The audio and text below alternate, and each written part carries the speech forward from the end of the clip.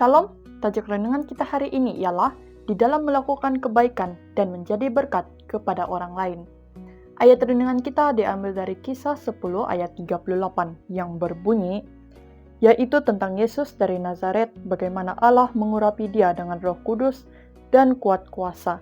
Dia yang berjalan berkeliling sambil berbuat baik dan menyembuhkan semua orang yang dikuasai iblis, sebab Allah menyertai dia.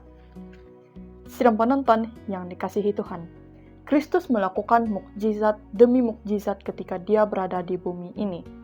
Di dalam pekerjaan ini, dia menunjukkan apa yang Allah boleh lakukan untuk tubuh dan jiwa yang menderita. Dia sentiasa melayani orang lain, memperbaiki keadaan pada setiap peluang yang ada. Malah pada zaman kanak-kanaknya, dia mengucapkan kata-kata penghiburan dan lembah lembutan kepada yang muda dan yang tua. Dia adalah contoh terhadap apa yang semua kanak-kanak ingin lakukan di dalam hidup mereka. Dalam kata-kata dan tindakannya, dia menunjukkan simpati yang lemah lembut untuk semua. Persahabatannya adalah penyembuh, minyak yang menyenangkan bagi mereka yang kecewa dan tertekan. Dia memiliki kesabaran yang tidak dapat diganggu-gugat dan kebenaran yang tidak akan diketepikan.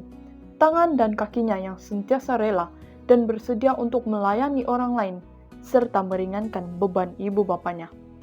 Berhati-hatilah dalam mengikuti teladan Yesus, sebagaimana bunga matahari sentiasa memalingkan kuntumnya yang terbuka kepada matahari. Demikianlah juga hati kita.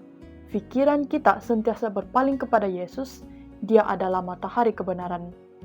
Jangan jadikan sikap mementing diri sendiri, keseronokan, dan keinginan pribadi menjadi keutamaan.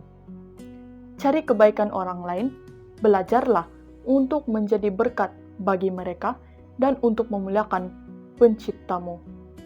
Di sekeliling kita, kedengaran ratapan atas kesedihan dunia.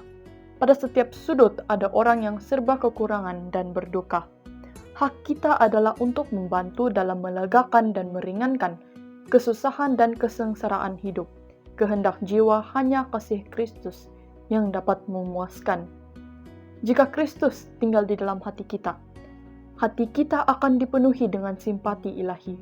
Pancarkanlah sinar cahaya matahari kepada mereka yang merasa tidak punya harapan dan semangat. Ramai yang hilang semangat.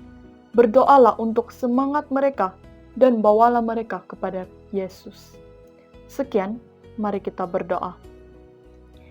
Bapa kami yang di syurga, terima kasih melalui Yesus kami boleh belajar menjadi berkat penghiburan kepada mereka yang tertekan dan putus asa dan membawa terang kebenaran kepada mereka yang menderita.